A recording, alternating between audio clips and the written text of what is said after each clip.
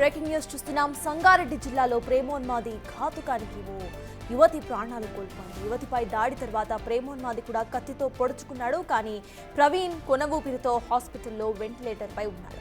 బండ్లగూడలోని బాలాజీనగర్కు చెందిన ప్రవీణ్, రమ్య కొన్నాళ్లుగా ప్రేమించుకుంటున్నారు. ఈ క్రమంలో యువతి ఇంటికి వచ్చిన ప్రవీణ్ కాసేపు ఆమెతో మాట్లాడాక కత్తితో దాడి చేశాడు. ఆ తర్వాత ఆత్మహత్యాయత్నం చేశాడు. ప్రవీణ్ దాడిలో రమ్య తీవ్రంగా గాయపడింది. అక్కడికక్కడే ప్రాణాలు కోల్పోయింది. తీవ్రంగా గాయపడిన ప్రవీణ్ ను హాస్పిటల్ కి తరలించారు. రమ్యపై ప్రవీణ్ అసలు ఎందుకు దాడి చేశారు, ఇద్దరి మధ్య గొడవ ఏమైనా జరిగిందా అనే కోణంలో పోలీసులు ఇప్పుడు ఇన్వెస్టిగేట్ చేస్తున్నారు.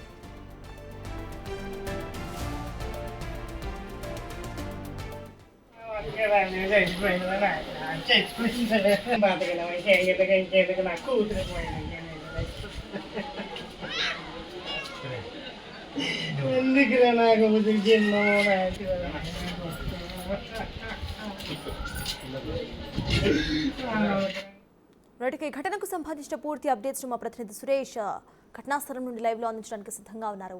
సురేష్, చెప్పండి, ప్రెసెంట్ ప్రవీణ్ పరిస్థితి ఎలా ఉంది? అట్ ద సేమ్ టైం అక్కడ సిచ్యువేషన్ ఏంటి, పోలీసులు ఏమంటున్నారు?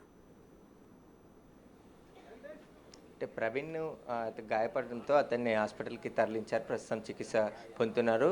కొద్దిసేపటి క్రితమే అత్యంత దారుణంగా రమ్యని హత్య చేసి ఇక్కడ నుంచి అతను తనకు తాను దాడి చేసుకుని చెప్తున్నారు. పోలీసులు స్పాట్కు చేరుకోవడం జరిగింది. అసలు హత్య చేయడానికి గల కారణాలు ఏంటి, వాటికి సంబంధించిన పూర్తి వివరాలను ఆరా తీస్తున్నారు. తల్లిదండ్రులు లేని సమయంలో ప్రవీణ్ ఒక్కసారిగా ఇంట్లో చొరబడి కత్తితో దాడి చేసి రమ్యను అత్యంత దారుణంగా హత్య చేసినట్టుగా స్థానికులు పోలీసులకు సమాచారం ఇవ్వడం జరిగింది. ప్రస్తుతం వాళ్ళ తల్లిదండ్రులు కూడా ఇంటికి చేరుకోవడం జరిగింది. వారిని అడిగి వివరాలు తెలుసుకుంటున్నారు. అసలు ప్రవీణ్ ఎప్పటి నుండి వేధింపులకు పాల్పడుతున్నారు, అసలు ప్రవీణ్కి రమ్యకు ఎప్పటి నుండి పరిచయం ఉంది, వాటన్నిటికి సంబంధించిన వివరాలు ఆరా తీస్తున్నారు ప్రస్తుతం పోలీసులు. ఇంకా మృతదేహం ఇంట్లోనే ఉంది. మరికొద్ది సేపట్లోనే పోస్టుమార్టం నిమిత్తం హాస్పిటల్కి తరలించే అవకాశం కనబడుతుంది. రామచంద్రపురం సిఐ ఉన్నారు, ఒకసారి మాట్లాడదాం ఏం జరిగింది అనే దానికి.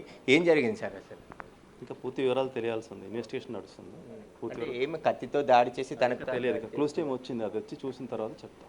ఇంకా పూర్తి వివరాలు తెలియాలి. అమ్మాయి చనిపోయింది. ఇన్వెస్టిగేషన్ నడుస్తుంది. పూర్తి వివరాలు తెలిసి చెప్తాం. అయితే పోలీసులు కేసు దర్యాప్తు జరుగుతుంది. క్లూస్ టీమ్ని రప్పించి క్లూస్ సేకరిస్తున్నారని చెప్పేసి చెప్తున్నారు. ప్రస్తుతం లోపల కత్తి ఎక్కడి నుండి తీసుకొచ్చాడో ఆ కత్తికి సంబంధించి ఆ ఆధారాలన్నిటిని కూడా పోలీసులు సేకరిస్తున్నారు. క్లూస్ టీమ్ కూడా ఇక్కడికి చేరుకోవడం జరిగింది. హత్య కేసు కాబట్టి ఖచ్చితంగా క్లూస్ అన్నీ కూడా విచారణకి కావాల్సి ఉంటుంది. కాబట్టి క్లూస్ టీమ్ ద్వారా లోపల రూమ్లోకి ఎవరిని వెళ్ళనీయకుండా క్లూస్ని సేకరిస్తున్నారు. ప్రస్తుతం క్లూస్ టీమ్ కూడా ఇక్కడికి చేరుకోవడం జరిగింది. వారు లోపలికి వెళ్ళి అక్కడ ఉన్నటువంటి క్లూస్ అన్నీ కూడా సేకరించి ఆ తర్వాత ఇక్కడ నుంచి బాడీని షిఫ్ట్ చేసే అవకాశం కనబడుతుంది. అయితే హత్యకు గల కారణాలు ఏంటనే దానిపైన అయితే ఇంకా క్లారిటీ రాలేదు. అసలు ఎందుకు హత్య చేశాడు, హత్య చేయడానికి గలంత కోపం ఎందుకు వచ్చింది, దానికి సంబంధించి పోలీసులు వివరాలు అడిగి తెలుసుకుంటున్నారు. ప్రస్తుతం అయితే పోలీసులు ఇక్కడికి వచ్చి చేరుకొని క్లూస్ టీమ్ని రప్పించి లోపల ఆధారాలు సేకరించే ప్రయత్నం చేస్తున్నారు.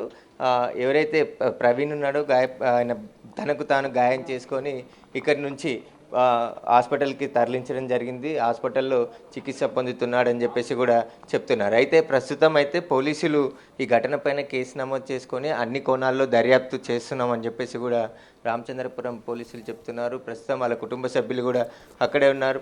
పోలీసులు వారికి సంబంధించి వివరాలన్నిటిని కూడా తెలుసుకుంటున్నారు. వారికి సంబంధించి ఇక్కడ స్థానికులు కూడా ఒక్కసారిగా షాక్కు గురయ్యారు. అసలు ఏం జరిగింది, ఎప్పుడు దాడి చేశాడు, దాడి చేసిన తర్వాత పోలీసులు వచ్చేసరికి ఇదంతా కూడా తెలిసిందని చెప్పేసి కూడా స్థానికులు చెప్తున్నారు. ఒక్కసారిగా వారి కుటుంబంలో విషాదం నెలకొంది. రమ్యని అత్యంతంగా దారుణంగా హత్య చేసినటువంటి ప్రవీణ్పై కూడా కఠినంగా చర్యలు తీసుకోవాలని చెప్పేసి కూడా వారు డిమాండ్ చేస్తున్నారు. అయితే సురేష్, ఇటు ప్రవీణ్ రమ్యలకి మునుపటి నుండి ఏమైనా పరిచయాలు ఉన్నాయా? అసలు వాళ్ళ పేరెంట్స్ ఏమంటున్నారు? ముందర నుండి ఏమైనా గొడవలు కానివ్వండి, ఇటువంటి ఇష్యూస్ ఇరు ఫ్యామిలీస్ నుండి ఎవరన్నా చూసారా? దానికి సంబంధించి వాళ్ళు ఏమంటున్నారు? ఇప్పటి వరకు అయితే అసలు ఎందుకు హత్య చేశాడనే దానికి సంబంధించి అయితే దర్యాప్తు కొనసాగుతుందని చెప్తున్నారు. వాళ్ళ పేరెంట్స్ ఇక్కడ కూర్చొని ఉన్నారు. అసలు ఒక్కసారిగా షాక్ గురైపోయిన పరిస్థితిలో రమ్య కుటుంబ సభ్యులు ఉన్నారు. వారందరూ కూడా ఏం జరిగింది, అసలు ఎందుకు హత్య చేశాడనే దానికి సంబంధించి పోలీసులు వారిని అడిగి వివరాలు అడిగి తెలుసుకుంటున్నారు. హత్య జరిగిన సమయంలో ఇంట్లో రమ్య ఒక్కతే ఉంది. మాట్లాడడానికి ఇంటికి వచ్చి ఆ తర్వాత కత్తితో ఒక్కసారిగా దాడికి పాల్పడి తర్వాత తనపై తనకు దాడి చేసుకున్నాడని చెప్పేసి కూడా చెప్తున్నారు. అయితే పక్కా ప్లాన్ ప్రకారమే కత్తి తీసుకొచ్చి రమ్యను అత్యంత దారుణంగా ఇక్కడ హత్య చేశాడని చెప్పేసి కూడా కుటుంబ సభ్యులు, పక్కనే ఉన్న స్థానికులు చెప్తున్నారు. ప్రస్తుతం పోలీసులు అయితే అన్ని కోణాల్లో కేసుని దర్యాప్తు చేస్తున్నారు. అసలు హత్య చేయడానికి గల కారణాలు ఏంటి, ప్రవీణ్కి సంబంధించిన బ్యాక్గ్రౌండ్ అదంతా కూడా విచారణ జరుపుతున్నారు పోలీసులు. ఇక్కడే రామచంద్రపురం సిఐ కూడా ఇక్కడే ఉన్నారు. ఆయన లోపట మృతదేహాన్ని ఉంది కాబట్టి అక్కడ క్లూస్ ఈ కేసుకి చాలా కీలకం కాబట్టి ఆ కత్తి సంబంధించిన క్లూస్తో పాటు రూమ్లో మరికొన్ని క్లూస్ టీమ్ సేకరించే ప్రయత్నం చేస్తున్నారు. చుట్టుపక్కల వారంతా కూడా షాక్కు గురయ్యారు. అసలు అమ్మాయిని ఇంత దారుణంగా హత్య చేసిన ప్రవీణ్ ఏ విధంగా ఇక్కడికి వచ్చాడు, ఆ తర్వాత హత్య వాడిన కత్తి ఎక్కడ తీసుకొచ్చాడు, అవన్నీ కూడా వివరాలు సేకరిస్తున్నారు. ఇంకా సురేష్, ప్రెసెంట్ అబ్బాయి ప్రవీణ్ పరిస్థితి అసలు హాస్పిటల్లో ఎలా ఉంది? కొన ఊపిరితో ఉన్నట్టుగా తెలుస్తోంది. ఇక ఈ ఘటన జరిగినప్పుడు ఎటువంటి కేకలు కానివ్వండి, ఎటువంటి సౌండ్స్ ఇక్కడ పక్కనింటి వాళ్ళకి రాలేదా? చుట్టుపక్కల ఉన్న వాళ్ళు అసలు ఏమంటున్నారు?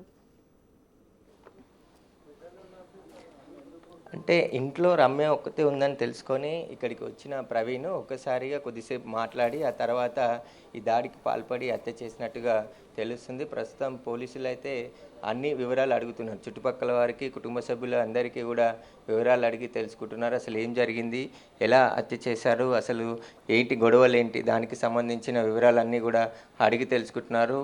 రమ్య కుటుంబ సభ్యులు కూడా షాక్కు గురైపోయిన పరిస్థితి కనబడుతుంది.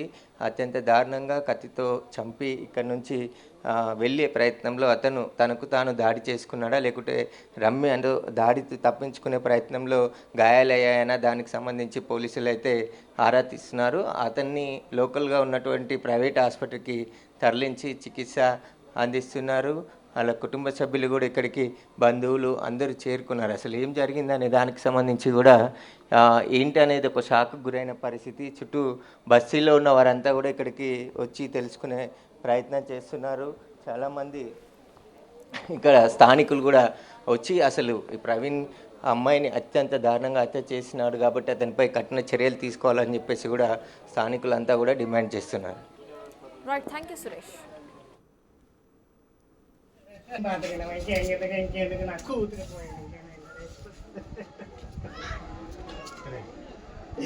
అందుకే నాకు బుద్ధి